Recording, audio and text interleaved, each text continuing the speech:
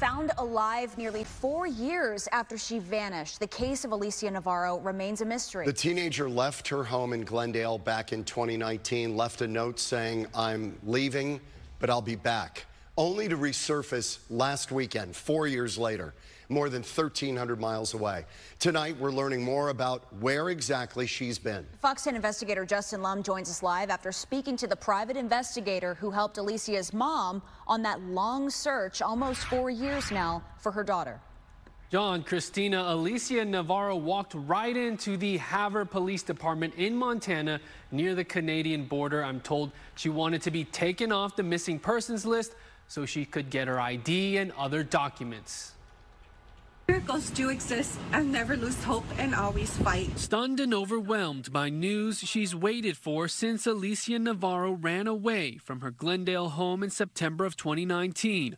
On Wednesday, Jessica Nunez reunited with her now 18-year-old daughter over a video call.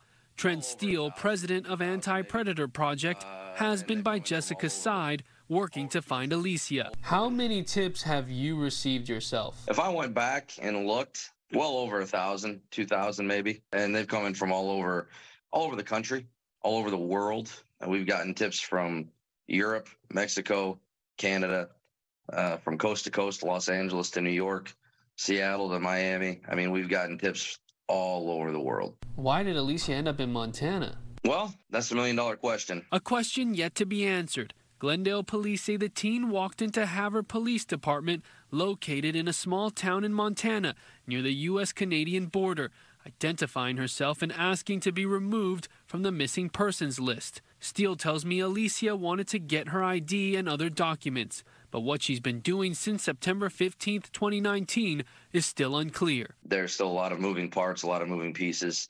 And I think information's probably going to continue to come out for the next weeks, months, maybe even years. Alicia's mother has told Fox 10 in previous reports that her daughter enjoyed online gaming and could have been lured away from home. There was a certain point where she maybe didn't expect this to have this type of outcome.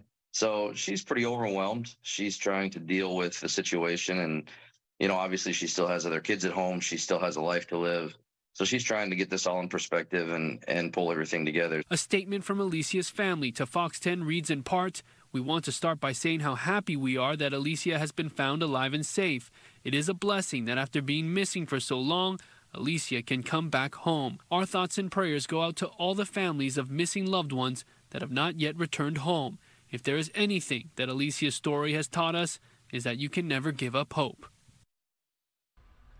And Havre PD released a statement to the press today, basically saying they will be assisting Glendale police with this case, whatever they need. Again, though, the details are just slowly coming out. Yeah, and you spoke with Alicia's mom, right? So what is she feeling right now? Because this is 4 years has gone by. That's a long time. She lost her child for 4 years. She feels shock. She's overwhelmed, obviously not ready to go on camera at this time, but when she called me on the phone, she was definitely emotional, in tears, and just saying a lot is going on right now, but she really was more appreciative of the community and everyone on social media through these past 3 to 4 years sharing this story. Again, she hasn't physically met with Alicia yet. Alicia now 18. We yet to see when that type of reunion happens. I mean, only 14 when she disappears. It's hard to imagine she had the wherewithal to care for herself. Somebody had to be taking care of her.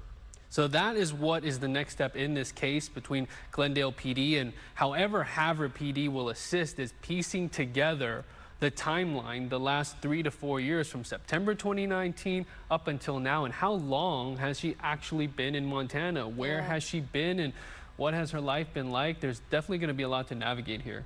She's an adult now.